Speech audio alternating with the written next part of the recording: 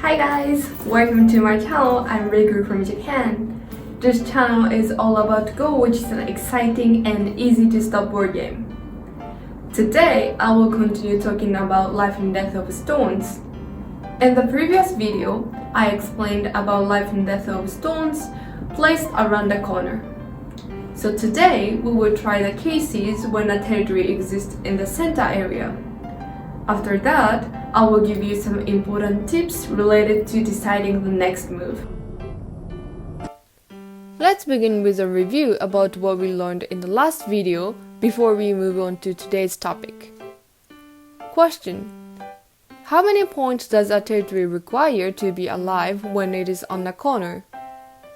The answer is 8 points. But be careful that having 8 points doesn't mean the territory is 100% secured. It sometimes needs 2 eyes depending on the shape of the territory. Now I'd like to move on to the next topic: life and death of a territory in the center area. For a territory in the center area, there is a certain number of points to be alive, same as the case when a territory is around the corner. What do you think? How many points do you think a territory requires to leave? The answer is 6 points. Therefore, you don't need to worry much about life and death when there are more than 6 points in the territory. However, same as the case in the corner, don't forget that 6 is just an average number, so you better start taking care of it when points in the territory become close to 6. Now, let's try some exercise questions. Here is the first case. Is black alive or not? I'll give you some time to think. Stop the video if you want to take more time. Ready? The answer is a little complicated, but it is dying. If white puts a stone on the vital point, black will die. So now let's place a black stone so that white can't capture them. Have you decided where to put a black stone? The answer is here.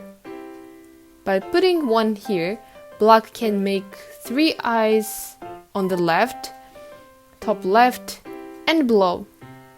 This means black can't be dead. On the contrary, if a white stone were placed here, black 2 and white 3 comes like this, and black would be dead. Be careful about the life and death when the territory is small. Smaller territory is easier to be dead. Next question. This is black's turn. Are white stones alive or dead? What do you think? The answer is alive.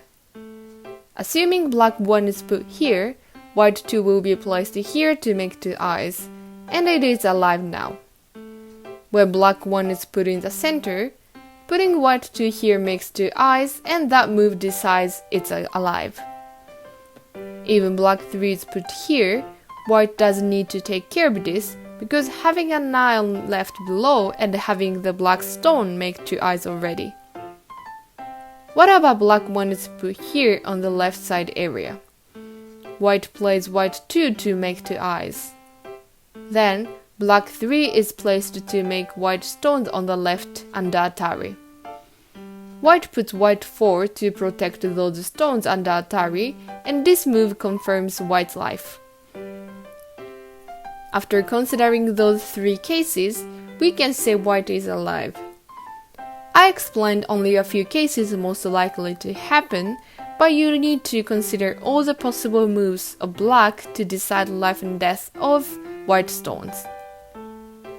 Let's move on to the next question. It is black's turn. Is white alive or dead? What do you think? Ready? I'll begin with an explanation. The answer is white is alive.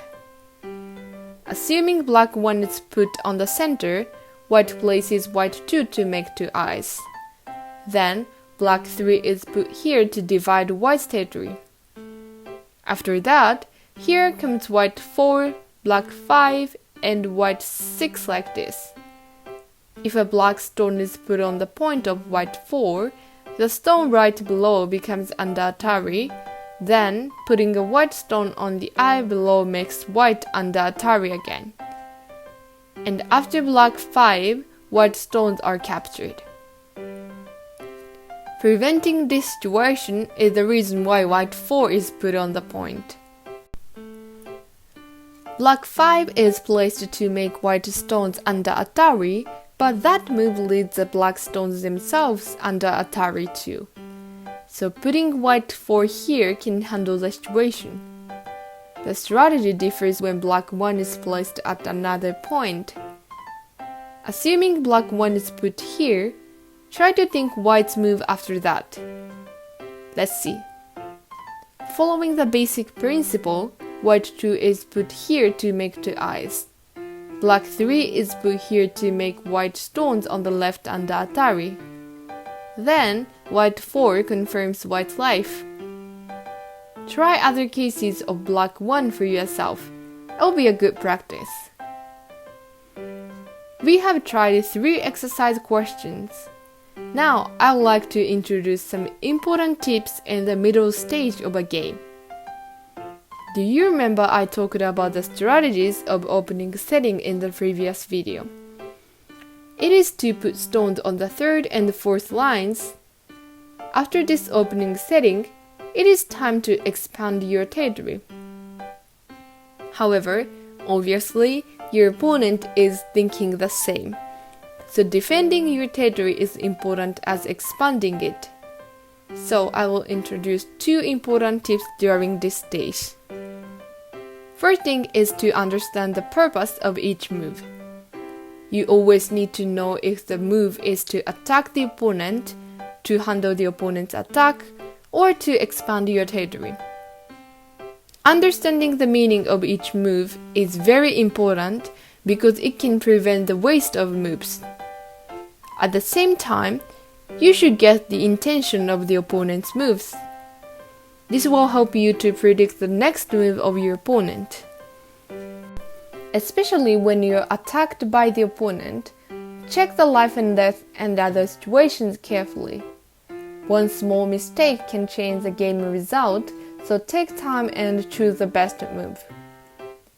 Second thing is to leave no room to be attacked. It is very important to build walls using a single space jump and so on, to prevent your opponent from invading your territory. Especially in the beginning of the middle stage, one single move can have a big influence on the size of the territory because the borders of the territories are not well fixed yet. I emphasize the importance of defense, but of course attacking the opponent's territory is necessary as well. Just don't forget to have a purpose of each move. I have already finished explaining all the basic strategies for a game of a 9x9 board. In the next video, I will review what we've learned so far and introduce the etiquette when planning a Go game. See you in the next video. Thank you so much for watching. If you enjoyed this video and want to hear from me again, don't forget to give me a big thumbs up and be sure to hit the subscribe button before you go. See you in my next video.